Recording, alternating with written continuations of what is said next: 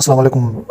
Ukraine के president Zelensky जो है वो जद्दा में पहुंचे हैं ताकि वो अमेरिका के साथ बातचीत कर सकें यूक्रेन और रशिया जंग ख़त्म करने के लिए। लास्ट नाइट ज़ेलेंस्की जो है वो जद्दा में उतरे और उसका इस्तकबाल किया मोहम्मद बिन सलमान ने। और कहा जा रहा है कि मोहम्मद बिन सलमान का जो रोल है इन यूक्रेन और रशिया की वार को ख़त्म कराने के लिए वो भी बड़ा इंपॉर्टेंट बताया जा रहा है और उसका जो किरदार है वो कलीदी किरदार है।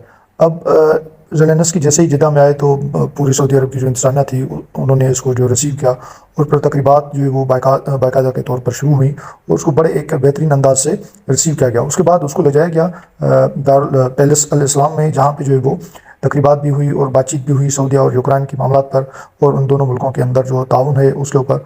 और फिर फर्दर जो है वो दोनों रहनुमाओं ने बात की कि किस तरह जो है वो यूक्रेन और रशिया की जंग को जो है वो ख़त्म किया जाए और यूएसए के साथ मिल के इस जंग को जो है वो फ़ौरन ख़त्म करना चाहिए।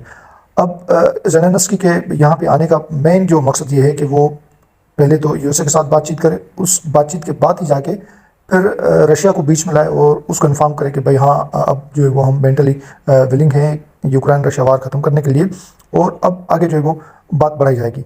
अब इस दरमियान ये जो जिद्दा का जो रोल है, सऊदी अरब का जो रोल है या मोहम्मद बिन सलमान का जो रोल है वो बड़ा क्रूशल बताया जा रहा है, क्योंकि मोहम्मद बिन सलमान की जो रिलेशंस हैं वो अमेरिका के साथ भी बेहतर हैं और इक्वली उसके जो रिलेशन है वो रूस के साथ भी बेहतर है। अब इन दोनों बिग पावर्स को बीच में ला रहा है मोहम्मद बिन सलमान और ज़ेलेंस्की का यहाँ पर आना, ये बहुत बड़ी जो है वो इम्पोर्टेंट बात है। हालांकि वो यूरोप भी जा सकता था, लेकिन यूरोप जो है वो कहा जा रहा है कि पुतिन के लिए मौजूद नहीं है। पुतिन जो है वो यूरोप को पसंद नहीं करता और यूरोप का जो अलायंस है नेटो का वो रशिया के खिलाफ है। तो इसलिए ये जो जिद्दा का मरकज़ है यानी कि सऊदी अरबिया, इसलिए चुना गया है कि इन फ्यूचर जो टॉक्स जो भी प्रोसेस होगा वो यहीं पर होगा। प्रेसिडेंट व्लादिमीर ज़ेलेंस्की ने जद्दा में बातचीत करते हुए ये कहा कि जो सऊदी अरबिया का किरदार है पीस मेकिंग एफर्ट्स में वो काबिल तारीफ़ है, यानी कि सऊदी अरबिया की जो एफर्ट्स हैं यूक्रेन और रशिया वार ख़त्म करने के लिए वो काबिल तारीफ़ है और काफ़ी अरसे से सऊदी अरब जो है वो इस चीज़ में इंटरेस्ट ले रहा है कि किसी तरह जो है वो रशिया और यूक्रेन के दरमियान ये जो 3 साल से चली हुई जंग है उसको ख़त्म कर पाए। उसके अलावा दोनों रहनुमाओं ने जो है वो टॉक्स भी की और इस मसले को सॉल्व करने के लिए जो है वो डिस्कशन भी की और कहा जा रहा है कि कल या परसों जो है वो टॉक्स शुरू हो जाएंगी।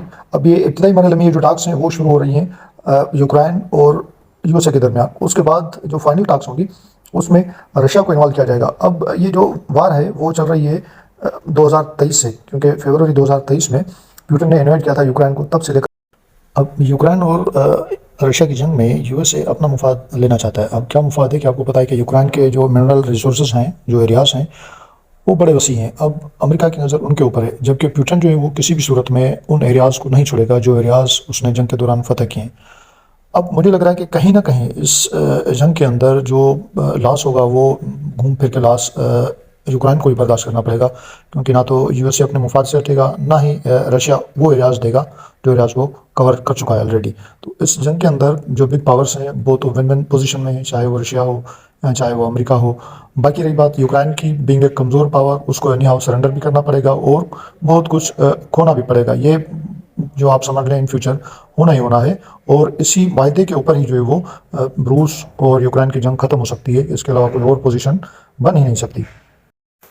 हमारी भी ख्वाहिश है कि ये जो यूक्रेन और रशिया की जंग है वो जल्द से जल्द ख़त्म हो और लोग जो है वो एक अमन की ज़िंदगी गुजारें। लेकिन इस जो ग्रेट गेम है, जो बिग पावर्स हैं वो हमेशा अपना मुफाद देखते हैं और जहाँ पे उनका अपना मुफाद नज़र आता है तो वहाँ अमन की बात भी करते हैं, पीस और सिक्योरिटी की बात भी करते हैं। जहाँ उनका अमन जो अपना बेनिफिट नहीं होता तो उसको जो है ना वो इतना टच भी नहीं करते। तो आपको पता है कि जो ट्रंप है उसका बड़ा इंटरेस्ट है यूक्रेन के अंदर, उसके इलाकों के अंदर, जबकि पुतिन जो है वो जो सुलह उसी शर्त पर करेगा जो शर्त उसको मंजूर होगी, ना कि यूक्रेन या यूएसए को।